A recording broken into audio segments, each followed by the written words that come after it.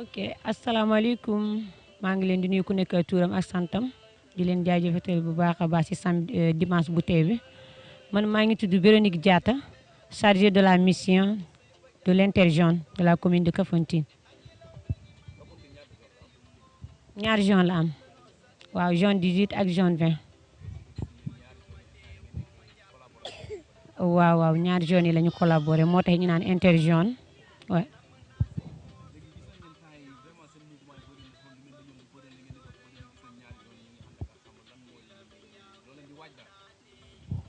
waaw jërëjëf ci sa question bi c'est juste 2020 commune Kafountine bi mooy abrité pour les phases départementales waaw cause laquelle que ñu hier on était en réunion c'est juste pour ñu mettre en place benn commission ni de pilotage entre l'interjaune pour ñu mun a démarrer nos activités très tôt parce que kuy abrité moom foog nga jël toutes les précautions c'est juste les préparations pour nga mun a accueillir say étrangers bu baax a baax waaw hier def nañ suñu réunion bi boobu la ñu am occasionné tamit ñu former suñu comment ko commission bi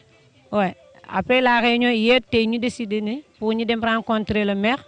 présenter ko commission boobu c'est pas une bureau mais juste commission la waaw l'interjaune ñu rencontrer le maire pour expliquer ko ñu wax ko ñun ñooy ñan waaw c'est juste présenter bureau kii commission bi présenter nañ ko ak côté parrainage bi xool nañ ne balaa ñuy joxe parrainage keneen on a le maire mu ngi fii ci suñu commune bi waaye moom la ñu parrainé départemental bu 2020 waaye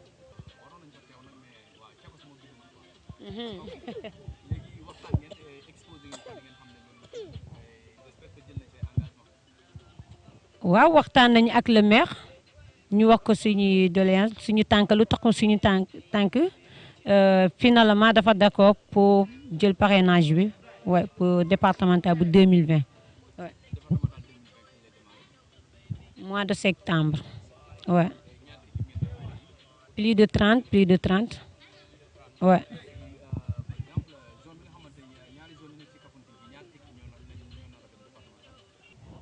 Ouais pour l'instant ñu qualifié final yi ñoom ñoo war a def ñoo war a dem départemental ñu jël coupe bi waaw mais il y aura des invités aussi il y aura équipe yi ñu war a invité ñu bokk ci phase départementale yi ouais. way Batara mooy dem Kouba mooy dem comme senior cadet c'est Abene fii cadet que non Sicap exactement ouais.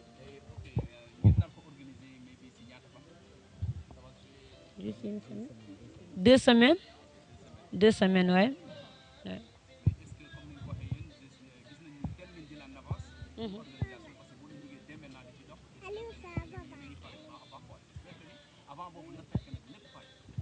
waaw bu soobee yàlla ñun daal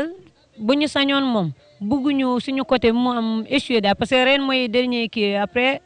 kii bi phase yi y aura renouvellement du bureau donc Kafountine la ñuy ñëw ci commune bu ñëwee ci commune bi Kafountine affaire yi fii la ñuy tëj parce que gis nañu lu mu passé ci yeneen dëkk yi neex na te def nañ ko ci jàmm xam mais ñun daal dañoo bëgg a yokk buzz nag fii Kafountine moom dara du fi yomb on va faire le maximum fii la ñuy ñëw nag comment ko départemental sappi leen parce que nañ naa bu ñu sañoon l'année prochaine demal Kafountine waaw waaw.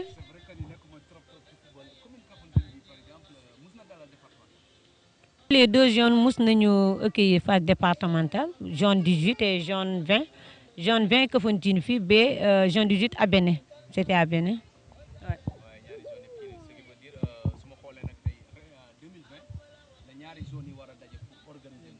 waaw waaw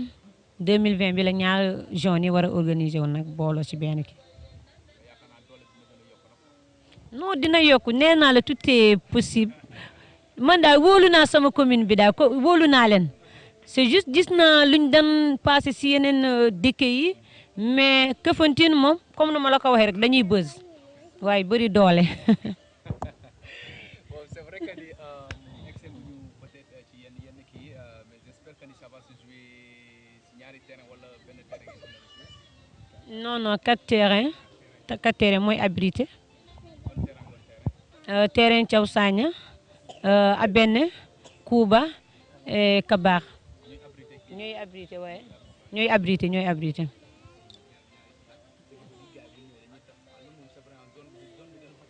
waaw waaw mo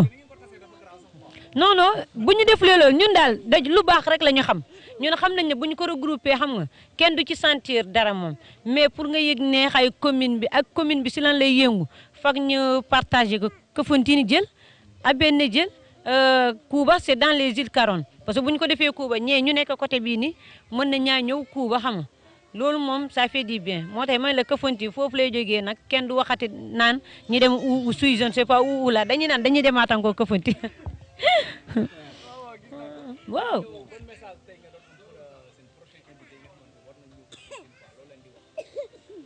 ah invité yi daal dañu leen di naan soyez les bienvenus dañ leen di accueillir bu sobee dañuy ñaan nag xam nga dañuy ñaan bés bi nag yàlla ñu fekkee ko si jaama parce que àdduna daal daa gudd tànk on sait jamais mais dañuy ñaan à chaque jour quand je me lève damay naan yàlla ñu fekkee yu bëree bëri ouais les invités on les dit soyez les bienvenus dans la commune de Kafountine avec le parrainage du le maire monsieur le maire François Victor Diatta ouais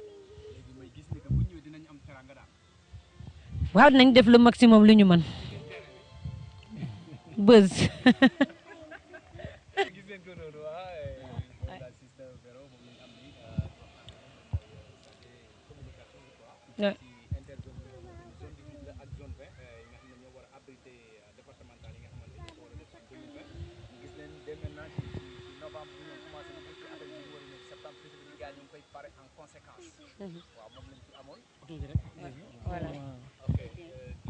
voilà man maa ngi tudd Younous Diédhiou maa ngi si jàmm maa ngi jàmm bon interzone bi mooy seen financier waaye maa financier hors interzone bi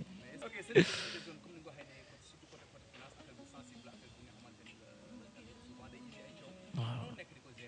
bon comme ñu interzone bi ñu ngi ko door a formé démb la ñu formé ñu doon démb lañ ma doon démb laa décidé doon financier waaw léegi non maa ngi zone 20 maa ngi financier zone 20 bi waaw loolu defar ma seen waaw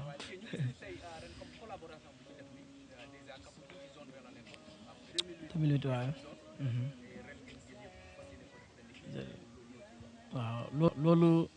lu rafet la waaw dafa bon du doon benn zone la woon Kafountine commune Kafountine bi benn zone la woon léegi ñu dem ba Kafountine moo rëy ba ñu diviser ko léegi def Kafountine doon am zone am ba la doon zone 18 bi doon zone 20 léegi ba ñu demee ba see biir ñun ñëpp ñoo bokk ndey ñoo bokk bàyyi ñu commencé si 8 grands yi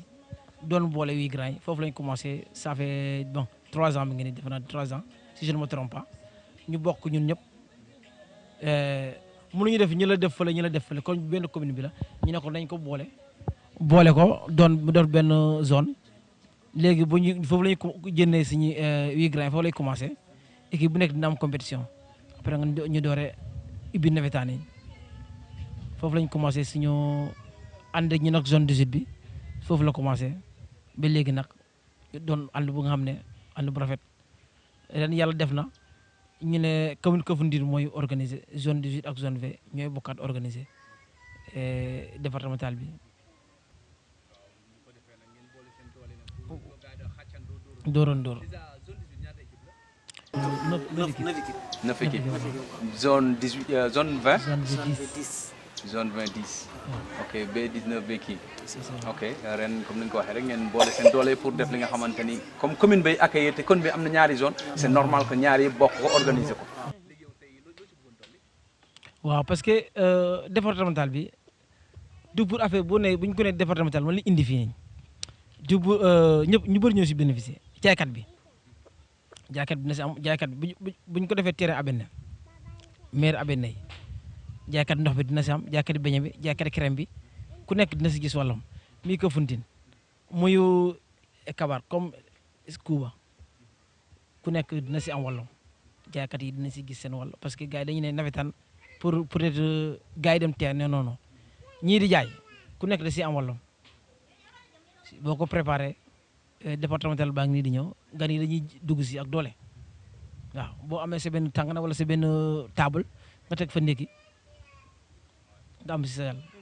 waaw loolu lay wax nag ni 2020 Kafountine moo commune Kafountine mooy organisé du lu yomb waaw ñun dañu bëgg a tëj dañuy tëj caabi bi départemental du amati feneen waaw dem nañ Sindian dem nañ Wëng ñëw bi ñona ñu ñëw Kafountine bii nag mooy las bi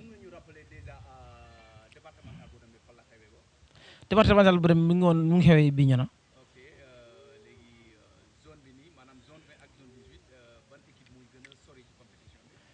waaw waaw côté cadet zone 18 zone 20 moo jël coupe bi côté senior zone 18 moo demoon final tamit zone 18 moo demoon kii boo ko moo demoon final moo ko jiginum waaw senior jiginum door ko kii sikap kii kerwan moom moo jël coupe bi zone 20 waaw cadet waaw maanaam nga xam ne kon bi nga xam ne nag kon football am na si département kii bi si commune Kafountine parce que waaw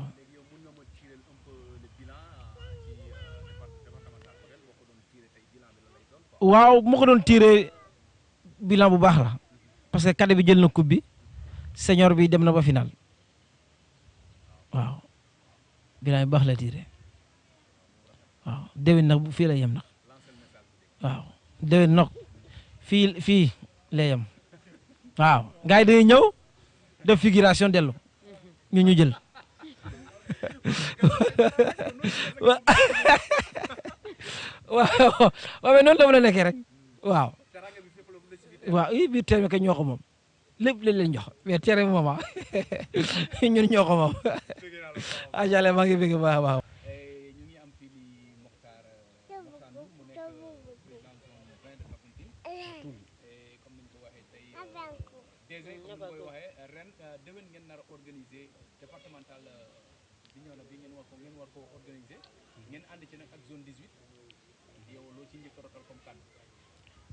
Wow, d'abord c'est des sentiments de satisfaction parce que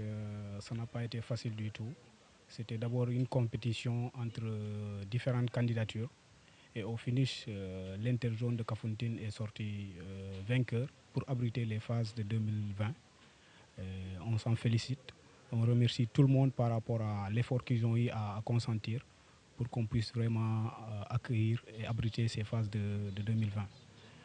Maintenant, après, c'est des préparatifs parce que quand on demande à toute la jeunesse du département de venir chez soi, il faut se lever très tôt, il faut se préparer pour assurer ce pari-là et gagner ce pari de l'organisation. Donc c'est ce qu'on a compris et on a jugé utile de mettre en place un comité qui sera chargé de préparer les festivités. Hier, on a mis en place le bureau exécutif, le bureau du comité qui sera en charge du pilotage, dont moi-même et mon homologue Marcel sommes les coordonnateurs. Après, on a eu à démarcher parce qu'il faut trouver le parrain, à défaut rendre ça à l'ODCAV. Maintenant, comme quand on était à Sindian, c'est le maire de Sindian qui a été le parrain. Quand on était à Wong, c'est le maire de Wong qui était le parrain. À Bignona, pareil. Donc nous avons pensé qu'il faut faire pareil. Démarcher d'abord le maire de Kafountine, lui présenter la candidature. Et c'est à lui d'accepter ou bien de rejeter. Et Dieu merci, quand on a été là-bas, on n'a pas été déçus du tout. Il accepte malgré les difficultés qui sont dans le parrainage, parce qu'il faut comprendre que c'est un package très lourd. Bignona a relevé la barre très haut, donc on lui a présenté ça, on lui a tout dit, mais il s'engage vraiment à accepter ce parrainage-là. Je pense que toute la jeunesse de Kafountine sera derrière lui pour qu'on assure ensemble, parce que quand on réussit, c'est toute la jeunesse qui a réussi, et quand on échoue, on ne le souhaite pas. C'est toute la jeunesse qui aura échoué. Voilà, en guise de résumé, c'était ça. On vient juste de démarrer les démarches, mais on va continuer parce qu'on a un un plan d'action qu'on va suivre. Et Inch'Allah, on le fera ensemble avec la CAF TV pour que tout ce qu'on aura à entreprendre comme démarche, tout ce qu'on aura à faire comme action, que ça soit médiatisé, que ça soit vu et que tout le monde puisse vraiment y mettre du sien pour que ça puisse être une réussite totale pour l'ensemble de la commune de Kafountine et pour l'ensemble de la jeunesse de Kafountine. Qu'est-ce que vous avez eu de plus? Bon, d'abord, je pense que la qualité de la présentation a beaucoup joué sur ça. Parce que quand on déposait, on était quelque chose comme 6 voire 7 candidats. Et il y a certains qui ont été éliminés d'office parce qu'ils n'avaient pas bien présenté la candidature. Je pense que c'était un peu dû à la précipitation. Présenter la candidature, ce sera la première fois que la jeunesse se rende dans les îles Caroline. Voilà, et je pense que ça a aussi pesé sur l'échiquier. Mais aussi, l'histoire nous a montré qu'à chaque fois que le département ou la région viennent à Kafountine, ça a toujours été une réussite. Je pense que ça aussi a beaucoup pesé sur la balance. L'un dans l'autre, ce sont ces paramètres-là qui nous ont permis de remporter, quoi.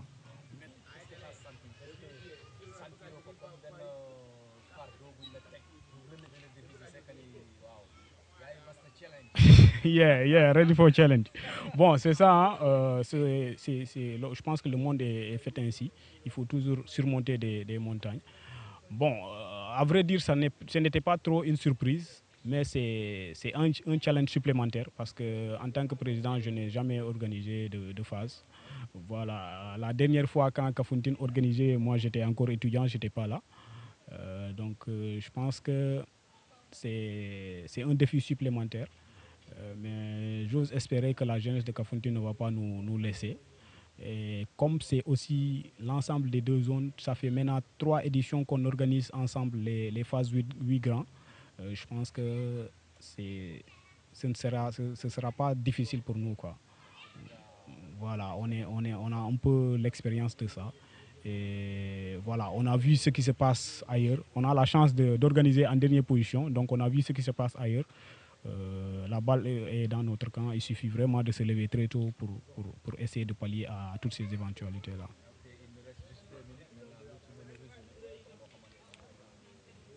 Voilà, juste pour dire aux gens de Kafountine, wax waa Kafountine ñu pare ko li fetu jeunesse la donc mais fetu ñëpp la nawetaan c'est nawetaan plus maintenant ce n'est plus des nawetaan juste ñëw foo rek am mais c'est plus des trucs économiques ku nekk pare loo xamante ne war nga ko pare 2 semaines c'est pas 2 jours donc en 2 semaines on peut faire de l'économie nañu pare xam nga képp koo xamante ne bëgg nga teg benn projet pour uniquement période boobu man personnellement moi en tant que manager de projet mun nga ma approcher ma jàppale la nga monter sa projet pour période boobu moom gratis la et puis voilà que la jeunesse se lève que les mamans se lèvent que les gens se lèvent qu'on sente que c'est un truc économique, c'est un truc sportif mais c'est aussi un truc sportif qui a un rayonnement vraiment très large lañ ci profiter le maximum possible et que ensemble ñu mën a rehausser le pari de l'organisation mu doon une réussite totale pour ñëpp quoi voilà CAF TV duñ ko taay di ko wax c'est une nouvelle chaîne buy joog a dugg je pense que li ci kanam raw li bët daal non si ñu ngi def lu ñu mën CAF TV daal mais xoolal man Rapati laay wax quoi xam nga Rapati moo gën a bëri ay xarit ci réseaux sociaux yi affaire yi bu duggee rek na ko Rapati partagé quoi.